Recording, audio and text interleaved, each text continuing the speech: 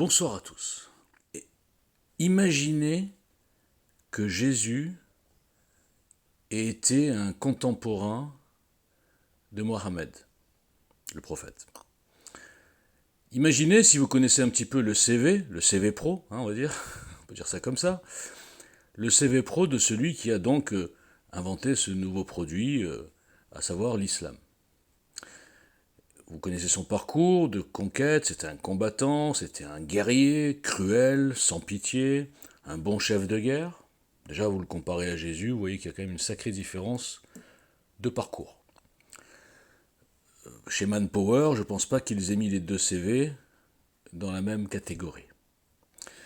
Donc imaginez maintenant que, lors de ces... Alors je vous rappelle que Mahomet, il était là pour la conquête. Voilà, c'est pas méchant, c'est bien, tout le monde était là pour la conquête à cette époque. S'il y avait un petit village juif, il fallait massacrer tout le monde, et puis laisser juste en vie la femme du chef, et l'épouser. Vous connaissez l'histoire de Safia ? Je vous la fais courte. On nous raconte que Safia, donc elle a vu son mari et tout son village massacré, un peu comme on a vu le 7 octobre, même façon de faire. Et qu'est-ce qu'elle a eu comme idée juste après ? Elle dit, tiens, je vais me marier avec Mahomet. Ou Mohamed, pardon. On ne nous dit pas du tout qu'elle a été forcée. On ne nous dit pas du tout. Non. Elle s'est mariée avec... il était tellement extraordinaire, il venait quand même de tuer son mari, toute sa famille. Elle s'est mariée avec lui.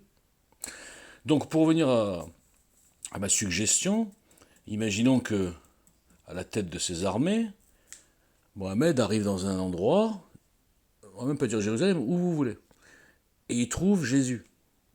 Et il s'aperçoit que ce type-là, il a un certain charisme. Je vous l'ai fait façon café du commerce, vous me connaissez.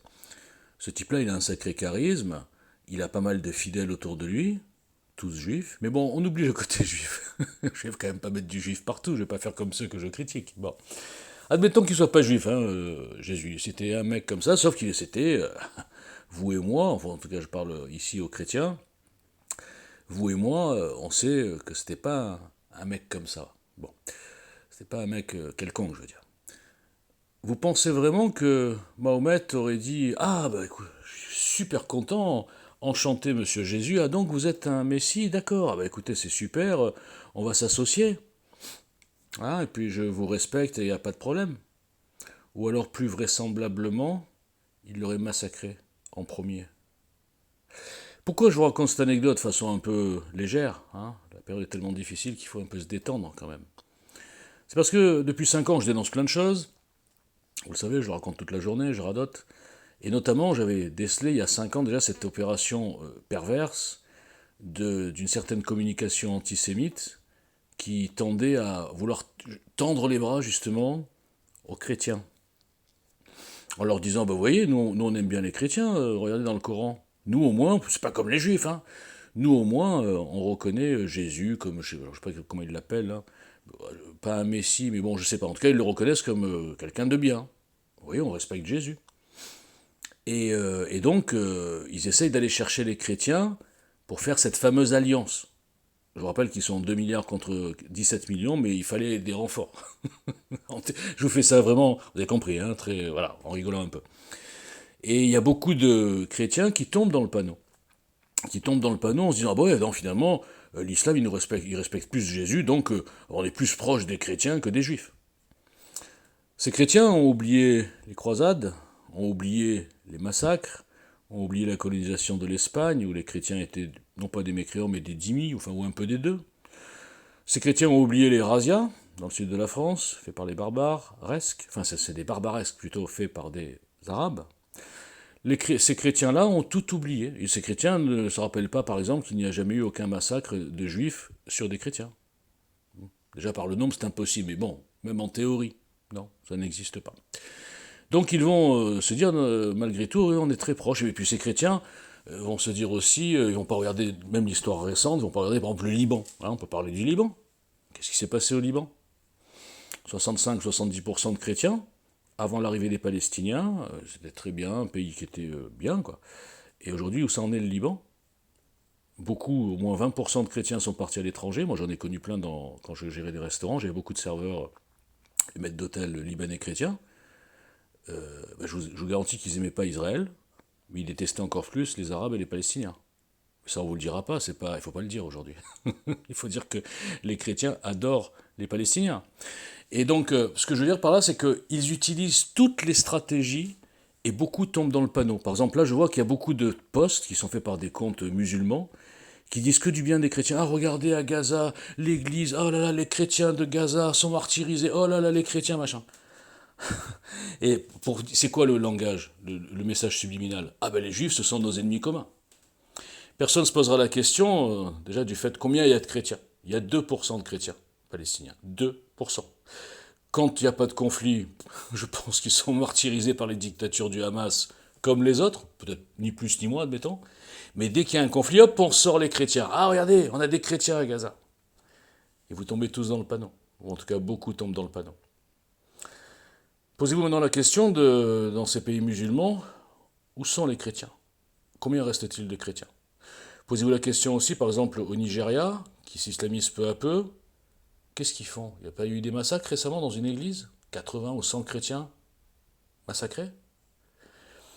Alors, tout ça pour vous dire quoi? C'est pas pour diviser que je dis ça. C'est pour vous faire comprendre à quel point la perversité de la communication du mensonge palestinien essaye même de chercher des alliés pour s'allier contre les juifs et contre Israël.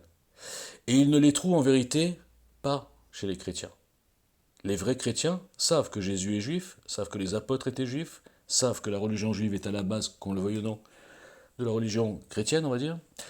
Et ce sont à la rigueur des catholiques tradis un peu extrémistes qui peuvent tomber dans ce piège. J'ai des noms, je ne citerai pas. Parce que eux, ils ont cette haine du juif parce qu'on leur a dit dans les évangiles, les juifs, peuple déicide. Comprenez l'histoire.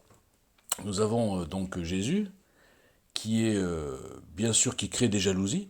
J'en ai parlé souvent de ça, il faut se remettre dans les... Le problème c'est que les gens parlent de théorie, mais ils n'arrivent pas à se mettre concrètement dans la situation. Jésus arrive, il fait des miracles, etc. Il a un super charisme, etc. Il y a plein de gens qui commencent à le suivre. Qu'est-ce qu'ils se disent, les prêtres juifs? Je dis bien prêtres juifs. Les autorités religieuses juives de Jérusalem. Mais qui c'est ce jeune-là? Eh les gars, c'est qui ce mec-là là, il faut s'en débarrasser parce qu'il va nous faire perdre de la crédibilité. D'accord? Donc qu'est-ce qu'ils disent? Non, non, ouais, t'es rien du tout, non, c'est bon, on va te faire disparaître. Mais ce que vous oubliez de dire, vous les cathotradis, c'est que les Romains, et Ponce Pilate, avaient le même intérêt à faire disparaître Jésus. Parce que Jésus pouvait devenir une menace, je dirais un dissident politique, pour l'occupant de l'époque qui était donc romain. Depuis combien 600, enfin depuis 1000 et quelques années, l'occupant de cette région, ce sont les Arabes. Hein, c'est l'islam. Bon. Mais à l'époque, c'était les Romains. L'occupant de cette terre juive, je veux dire. Donc les Romains avaient tout intérêt aussi à faire disparaître Jésus. On n'a jamais dit les Romains, ville ou civilisation déicide. Parce que je vous rappelle que ce sont quand même les Romains qui l'ont concrètement tué. Ils pouvaient très bien refuser. Imaginez les nazis en 41 à Paris, il y a des mecs qui disent « non, non, vous pouvez tuer ce résistant, là, machin, etc. » Si les nazis n'ont pas intérêt aussi à tuer ce résistant, vous croyez qu'ils vont obéir aux ordres des résistants de l'époque, hein, vous voyez, parce que je fais une petite comparaison, moi j'aime bien juger ces comparés. Vous croyez que s'ils ne voulaient pas le tuer, ils auraient obéi aux résistants? Non. Non. Ils auraient dit, non, attendez, vous faites ce que vous voulez, mais nous, on ne le tue pas. On n'a aucune raison de le tuer. Voilà. Donc voilà comment on peut falsifier l'histoire, voilà comment on peut créer des alliances complètement hétéroclites et qui contredisent l'histoire même des guerres de religion. Et voilà comment, avec une communication bien faite, bien perverse, diffusée par des millions, eh bien, il y a des alliances infâmes qui se font, donc, je vais schématiser, à 2 milliards, plus 2 milliards et demi, 4 milliards et demi contre 15 millions, en disant que c'est les 15 millions, les méchants. C'est les 15 millions qui sont des colonisateurs, qui sont des impérialistes, qui sont des guerriers, qui dirigent le monde. Donc je vous le répète, au-delà des mensonges que j'ai déjà prouvés 100 fois, vous êtes beaucoup à être complètement lobotomisés.